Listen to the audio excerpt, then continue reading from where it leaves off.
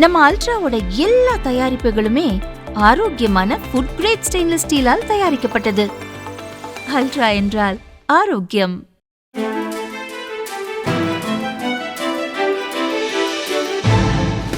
தட்டை, சீடை, முறுக்கு, ரிப்பன் பக்கோடா, அதிரசம் என்ன வேணாலும் செய்யுங்க.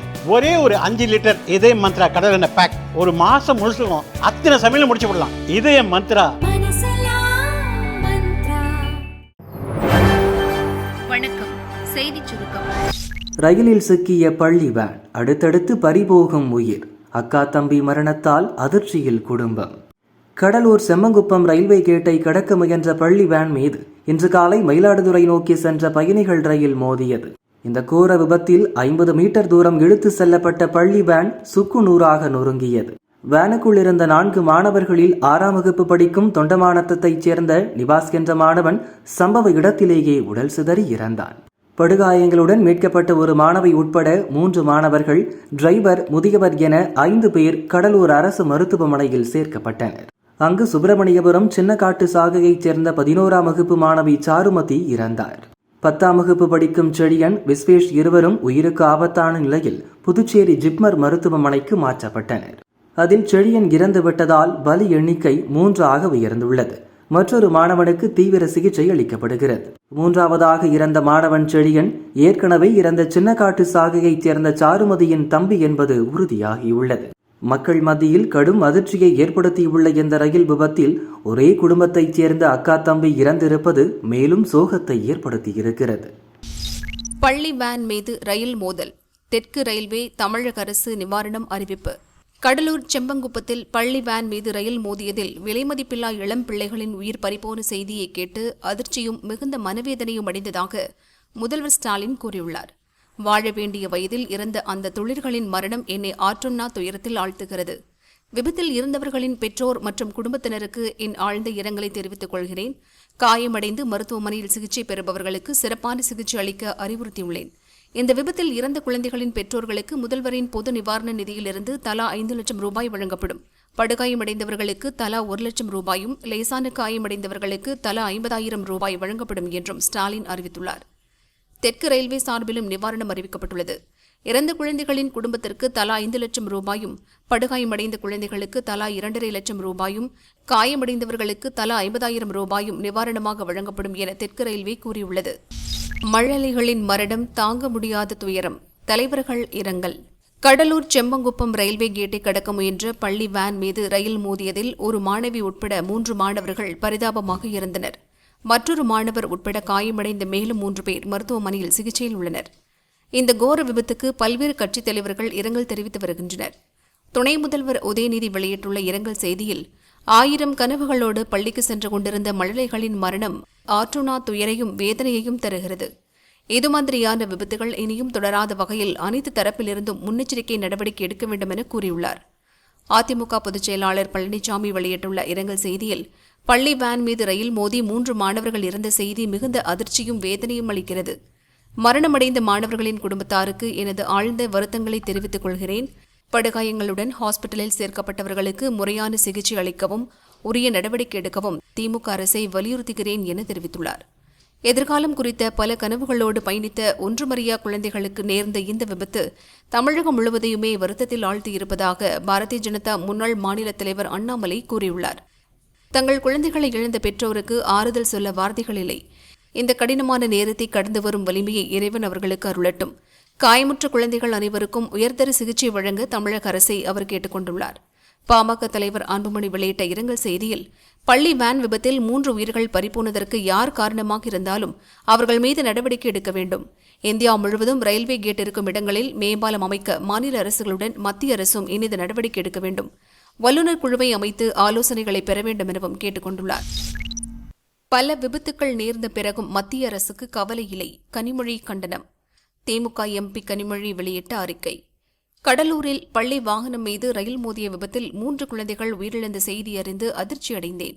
இந்த துயர்மிகு வேளையில் அந்த குடும்பங்களின் கரம் பற்றி எனது ஆறுதலை தெரிவித்துக் கொள்கிறேன். விபத்தில் காயமடைந்து சிகிச்சை பெற்று வரும் குழந்தைகளும் விரைந்து நலம் பெற விழைகிறேன். இந்த நாட்டில் மொத்தம் 68,584 கிலோமீட்டர் தூரமுள்ள ரயில்வே வழித்தடத்தில் வெறும் 1,548 கிலோமீட்டர் மட்டுமே கவாச் பாதுகாப்பு அமைப்பு நிறுவப்பட்டுள்ளது என்பதை பலமுறை சுட்டிக்காட்டிவிட்டோம். இத்தனை விபத்துகள் நேர்ந்த பின்னும் மத்திய அரசுக்கு இதில் துளி அளவும் கவலை இல்லை என கனிமொழி கூறியுள்ளார். மோதிய வேகத்தில் நசுங்கிய கார் வேன், தஞ்சையில் கோர விபத்து, 4 பேர் மரணம். சென்னை பெருங்களத்தூரை சேர்ந்தவர் குமார் குடும்பத்துடன் ஆன்மீக சுற்றுலா கிளம்பினார். காலை கும்பகோணத்தில் சுவாமி தரிசனம் செய்துவிட்டு தஞ்சை நோக்கி காரில் புறப்பட்டார். கும்பகோணம் தஞ்சை நெடுஞ்சாலையில் உதாரமங்கலத்தில் கார் விபத்துக்குள்ளானது. வயலில் இருந்து நாற்று ஏற்றிய மினி வேன் ரோட்டில் ஏறும்போது கார் அதன் மீது மோதியிருக்கிறது. இதில் 2 வாகனமும் முன்பக்கம் உருகுலைந்து போனது. இந்த கோர விபத்தில் கார் ஓட்டி வந்த குமார், அவரது மனைவி ஜெயா, நீலவேணி, துர்கா ஆகியோர் ஸ்பாட்டில் இறந்தனர். குமார் மகள் மோனிஷா, மகன் ஸ்டாலின் மற்றும் சரக்கு வாகனம் டிரைவர் விக்னேஷ் ஆகிய 3 பேரும் படுகாயமடைந்தனர். விபத்து குறித்து தஞ்சை தாலுகா போலீசார் வழக்கு பதிவு செய்து விசாரிக்கின்றனர். மதுரை மண்டல தலைவர்கள் ராஜினாமா வெறும் முன்னோட்டமே. ஆர்பி உதயகுமார் ஆரூடம். மதுரை மாநகராட்சியில் லஞ்சம், லாவண்யம் தலைவிரித்தாடுகிறது. லஞ்சம் இல்லாத துறையே இல்லை என்ற நிலை உருவாகிவிட்டது என எதிர்க்கட்சி துணைத் தலைவர் ஆர்பி உதயகுமார் தெரிவித்தார். இன்றைக்கு மாபெரும் கண்டன ஆர்ப்பாட்டம் மதுரை குழுங்குகிற வகையிலே நடைபெற இருக்கிறது.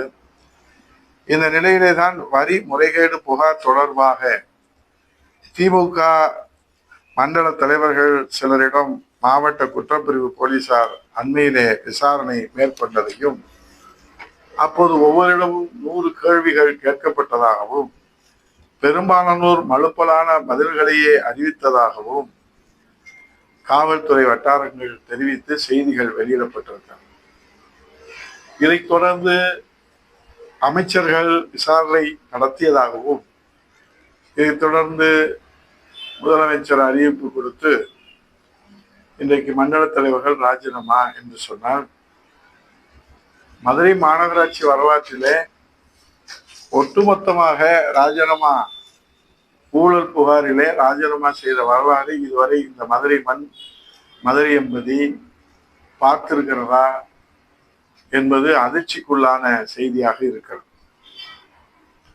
ஆகவே யானை வரும் பின்னே மணி ஓசை வரும் முன்னே என்பதை போல இந்த ஊழல் கரைபடிந்திருக்கிற திமுக அரசே ராஜினாமா செய்கிற நிலையிலே தான் இப்போது அதற்கு முன் அறிவிப்பாக மதுரை மாநகராட்சியினுடைய மண்டல தலைவர்கள் ராஜினாமா.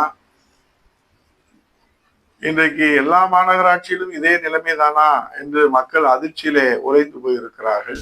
நாளை நாடு தழுவிய வேலை நிறுத்தம், தமிழக தொழிற்சங்கங்களும் பங்கேற்பு. பஸ், ஆட்டோக்கள் ஓடுமா? விலைவாசி உயர்வை கட்டுப்படுத்த வேண்டும், குறைந்தபட்ச ஊதிய உயர்வை அதிகரிக்க வேண்டும், புதிய ஓய்வூதிய திட்டத்தை கைவிட வேண்டும் என்பன உள்ளிட்ட 17 அம்ச கோரிக்கைகளை வலியுறுத்தி நாளை நாடு தழுவிய அளவிலான வேலை நிறுத்தத்திற்கு மத்திய தொழிற்சங்கங்கள் அழைப்பு விடுத்துள்ளன. இதற்கு தமிழகத்தில் உள்ள திமுகவின் தொழிற்சங்கமான தொமுச, கம்யூனிஸ்ட் கட்சிகளின் தொழிற்சங்கங்களான CITU, AITUC உள்ளிட்ட 13 தொழிற்சங்கங்கள் ஆதரவு தெரிவித்துள்ளன. இதனால் தமிழகம் முழுதும் பெரும்பாலான பஸ்கள் நாளை இயக்கப்படாது என தெரிகிறது. அதிமுகவின் அண்ணா தொழிற்சங்கம் இந்த வேலைநிறுத்த போராட்டத்தில் பங்கேற்கவில்லை. அந்த தொழிற்சங்கத்தைச் சேர்ந்த தொழிலாளர்கள் வழக்கம் போல் பணிக்கு வருவார்கள். எனவே குறைந்த அளவிலான பஸ்கள் இயக்கப்படலாம் என கூறப்படுகிறது. CITUவில் ஆட்டோ தொழிலாளர்கள் அதிக அளவில் அங்கம் வகிக்கின்றனர். இதனால் பெரும்பாலான ஆட்டோக்கள் ஓட வாய்ப்பு இல்லை. வணிகர் சங்கங்கள் இதுவரை ஆதரவு தெரிவிக்காததால் கடைகள், வணிக நிறுவனங்கள் வழக்கம் போல் செயல்படும். இந்த வேலை நிறுத்தத்தில் வங்கித்துறையும் காப்பீடு துறையும் இணைவதாக அறிவித்துள்ளன. பகுதி நேர ஊழியர்கள் கைது, அடக்குமுறையை கையாள்வதா? தினகரன் கேள்வி. சென்னை சிவானந்த சாலையில் இன்று பகுதி நேர ஆசிரியர் சங்கங்களின் ஒருங்கிணைப்பு குழு சார்பாக பணி நிரந்தரம் உள்ளிட்ட கோரிக்கையை வலியுறுத்தி சிறை நிரப்பும் போராட்டம் நடந்தது. போராட்டத்தில் ஈடுபட முயன்ற பகுதி நேர ஆசிரியர்களை போலீசார் கைது செய்தனர்.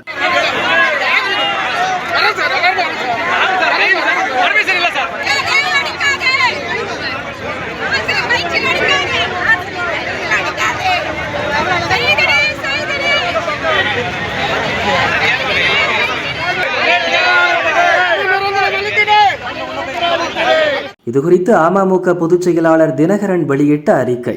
பணி நிரந்தரம் கோரி ஜனநாயக ரீதியில் போராடும் பகுதி நேர ஆசிரியர்களை கைது செய்து அடக்குமுறையை கையாள்வதா?